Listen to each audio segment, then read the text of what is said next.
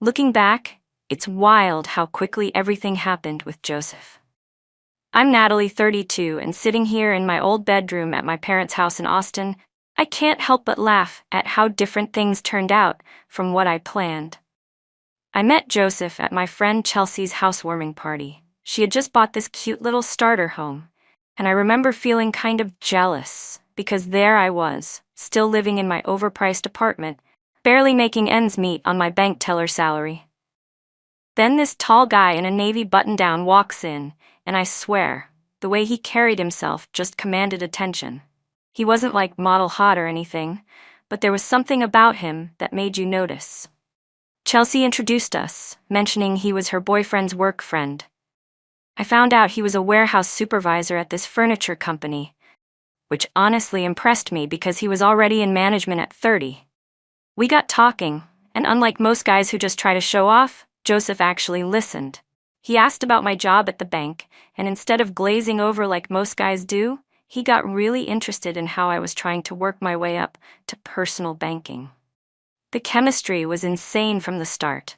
Like, I'm not usually the one to make the first move, but I literally put my number in his phone that night. Our first date was 2 days later, and I remember calling my best friend Megan right after, going on about how I finally found a guy who had his life together. He owned his house. Okay, it was a small one, but still, had a stable career and didn't give me any of those player vibes I usually fall for. 8 months later, we were married. I know, everyone said we were moving too fast. My mom kept asking if I was pregnant. I wasn't. Yet. And my friends were all like, "Are you sure about this?" But when you know, right? Or at least I thought I knew. I remember standing in front of the mirror in my wedding dress, feeling like I'd won the lottery.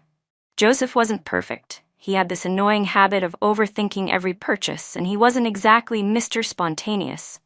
But he was stable, reliable, the kind of guy you could build a future with. My ex-boyfriends were all about the drama, the excitement, the unpredictability. Joseph was different. He planned for retirement, had a good credit score, and actually wanted to settle down. Plus, the way he looked at me, like I was the best thing that ever happened to him. Madison wasn't planned. She came along right after the wedding, and suddenly we were full-on adults with a baby. Joseph stepped up like you wouldn't believe. Midnight feedings, diaper changes, the whole thing. I remember watching him with her, thinking I'd hit the jackpot. Here was this man who worked all day, then came home and didn't even complain about taking the baby so I could get some sleep. But you know what's funny? Looking back, I can see the little things that should have been red flags for both of us. Like how he'd get this worried look whenever I'd talk about wanting designer purses or planning expensive trips, or how I'd get irritated when he'd insist on checking our budget before making any big purchases. At the time, I told myself it was cute how responsible he was. Different from my exes who'd blow their whole paycheck on whatever they wanted. I didn't notice it then, but I always introduced him to people as stable and reliable, never as exciting or passionate or amazing. It's like I was trying to convince myself that being practical was enough. My friends would show off their boyfriends' grand romantic gestures on social media, and I'd defend Joseph by talking about how he was good with our daughter, or how he was saving for our future. The real kicker? Everyone thought we were this perfect couple. Joseph's family absolutely adored me. His mom was always going on about how I was the best thing that ever happened to him. If they only knew how many times I laid awake at night, scrolling through Instagram, looking at my single friends living their best lives while I was playing house in our modest 3-bedroom in the suburbs. Don't get me wrong, I didn't go into this planning to hurt anyone. When I said I do, I meant it. Or at least I thought I did.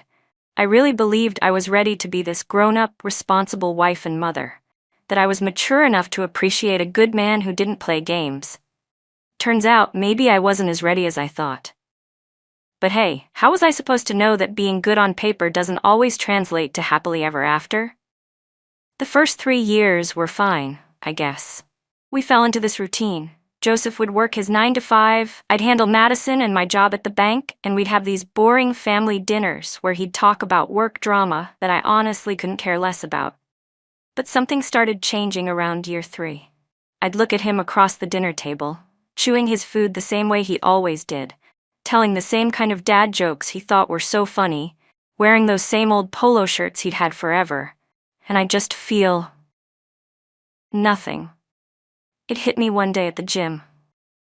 I was doing my usual workout, and I caught this guy checking me out in the mirror.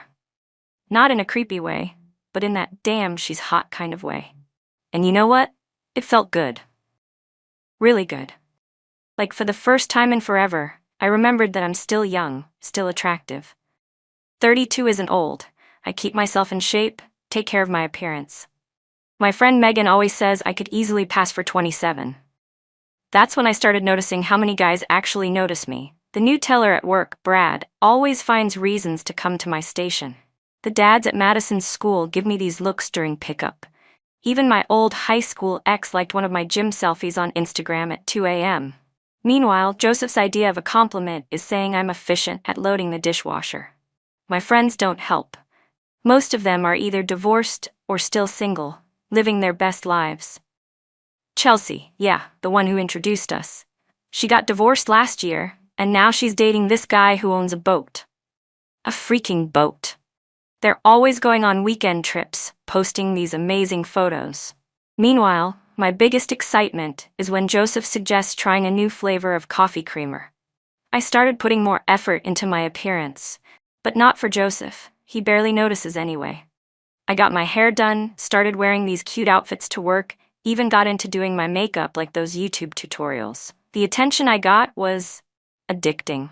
And the more attention I got from other guys, the more I resented coming home to Joseph in his dad mode, asking if I remembered to pay the water bill or telling me we need to cut back on eating out. My friends keep saying I'm trapped. At first, I defended Joseph, told them they didn't understand. But lately, I'm not so sure they're wrong. Like last week, I was scrolling through Facebook and saw my ex from college just got back from Thailand. Meanwhile, I can count on one hand the number of times Joseph and I have been on a plane together, and those were all to visit his family in Houston. The worst part is, Joseph's literally done nothing wrong. He's still the same guy I married. Responsible, stable, good with Madison. He still puts money in our savings account every month, still remembers to change the air filters, still tries to kiss me goodbye every morning. But now those kisses feel like a chore. Sometimes I pretend to be asleep just to avoid them. I know what you're thinking. I should be grateful, right? So many women would kill for a faithful, responsible husband. But what if being grateful isn't enough? What if I'm just done? Not because he changed, but because he didn't? He's still exactly who he's always been. I'm the one who can't stand it anymore. Everything came to a head at our 5th anniversary dinner. Joseph's mom insisted on hosting this whole family thing, which was already annoying because I would have rather just done something low-key. But no, she had to make it this whole production with both sides of the family. Madison was at the kids' table with her cousins, and everyone was just laying it on thick about what a perfect couple we were. Joseph's mom starts going on and on about how blessed we are to have found each other so young, how we're such a beautiful example for the other couples in the family. I'd had a few glasses of wine by then, and something in me just snapped. I don't even know why I said it, but I looked right at her and laughed. Yeah, sometimes I think marrying him was my biggest regret. The room went dead silent. Like you could hear the kids giggling at their table in the other room, but everyone at our table just froze. And because I apparently couldn't shut up, I kept going. I mean, don't get me wrong, Joseph's great and all, but sometimes I wonder what would have happened if I'd focused on my career instead of playing house. Like I could have traveled, maybe gotten my degree, had some actual fun before settling down. Joseph's sister Sarah asked if I was being serious, and instead of reading the room like a normal person, I doubled down. I mean, don't you ever wonder about the what-ifs? Like, is this really all there is to life? Working at a job you hate, coming home to the same person every day, watching them chew their food the same way for the rest of your life? I saw Joseph's face just crumble. That's really the only word for it. And suddenly, everyone was staring at me like I'd just kicked a puppy. His mom got all quiet and said, Some things aren't funny, even as jokes, Natalie. And I started backpedaling hard, saying I was just kidding, that the wine was making me silly, that everyone was being too sensitive. But Joseph just got up and walked out, didn't say a word, just left. His dad followed him, giving me this look I'd never seen before. I tried to play it off, telling everyone they were being dramatic. Oh my God, he's so sensitive sometimes. I was literally just joking. Later that night, Joseph tried to talk about it.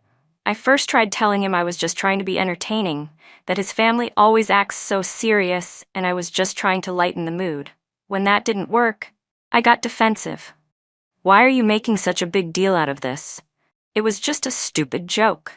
You're being emotionally manipulative right now, making me feel guilty for expressing myself. But he just looked at me with these sad eyes and asked, was any of it true? Do you actually regret marrying me? And I did something I'd never done before.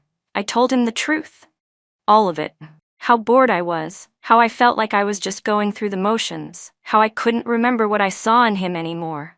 The words just kept coming, like once I started being honest, I couldn't stop. I told him how I felt trapped, how watching our friends live these exciting lives made me feel like I was missing out on everything. I regretted it the second I finished. Joseph just sat there on our beige couch, the one he was so proud of getting on sale, looking like someone had punched him in the stomach. The next morning, he didn't kiss me goodbye for the first time in 5 years. He just grabbed his lunch and left. I called out of work and went straight to my friend Megan's place. She was all, "Girl, it's about time you told him how you feel. And you deserve to be happy."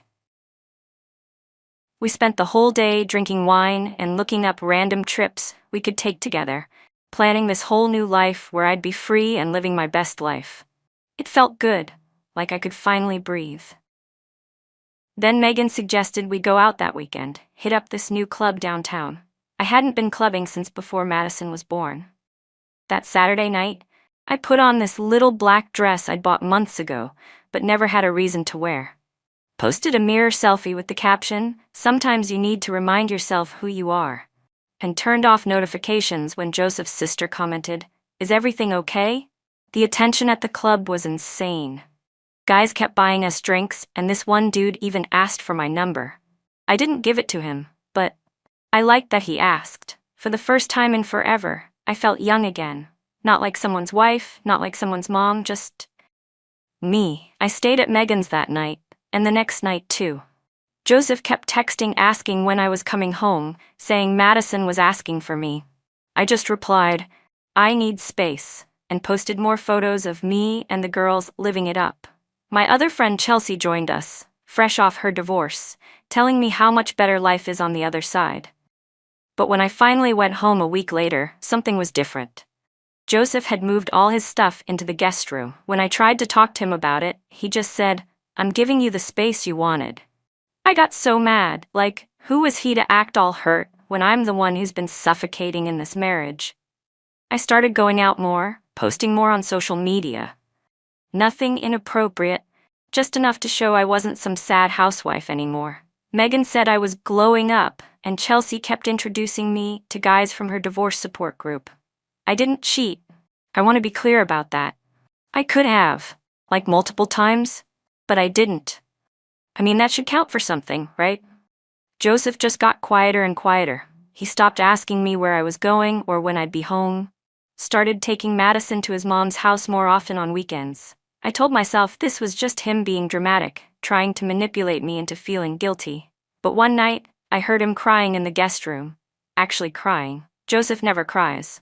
I almost went in to comfort him, but what would I even say? Sorry, I don't love you anymore, but hey, at least I haven't cheated. Then came that night. Madison was at a sleepover, and Joseph came into the kitchen while I was scrolling through Instagram. He looked different somehow, calmer, but also sadder. He sat down across from me and asked, point blank, "Do you still love me?" For 5 years, I'd been dancing around that question, saying things like, "Of course I care about you," or "We have a family together," whenever he'd get insecure. But something about the way he asked this time, I couldn't lie anymore. "I don't think I have for a long time," I said. He just nodded, like he'd known all along and was just waiting for me to admit it. That made me angry for some reason. Like, who was he to act like he knew what was going on in my head? The next morning, after Madison left for school, he handed me divorce papers over breakfast. Just like that. Like he was handing me the grocery list or something. I lost it. Started screaming about how he was giving up on our marriage, on our family. I threw it in his face how I'd stayed faithful even though I had plenty of opportunities not to be. How I'd stuck around for years, sacrificing my happiness for our daughter. What kind of man just walks away from his family? I yelled. I put up with this boring life for Madison's sake, and this is how you repay me? By giving up? But Joseph just sat there, calm as ever, and said, "You just told me last night you don't love me anymore. I'm not giving up, I'm setting us both free." That's when I really got mad. Who talks like that? Setting us both free? Like he's some kind of martyr? I told him he was being dramatic, that every marriage has rough patches, that just because I don't have butterflies anymore doesn't mean we should throw away our family. But he wouldn't budge. Just kept saying that he deserved someone who loved him, and Madison deserved to see what a healthy relationship looks like. As if our relationship wasn't healthy. Just because I'm not all over him like some lovesick teenager doesn't mean I'm a bad wife. I stayed, didn't I? I took care of our daughter, kept our house clean, didn't cheat. What more did he want from me? That's when he pulled out his phone and showed me screenshots. He'd been saving them for months. All my social media posts, the late nights out, the thirst trap photos, the cryptic captions about knowing your worth. And sometimes love isn't enough. Even screenshots of my friends' comments encouraging me to live my best life and forget that boring home life. "You've been telling everyone how unhappy you are," he said. "Everyone except me, until last night." I tried to play it off, saying social media isn't real life, that I was just having fun with my friends. But he wasn't having it, said he'd already talked to a lawyer, that he was going for primary custody of Madison since he had the more stable schedule and home environment. Called my behavior erratic and concerning.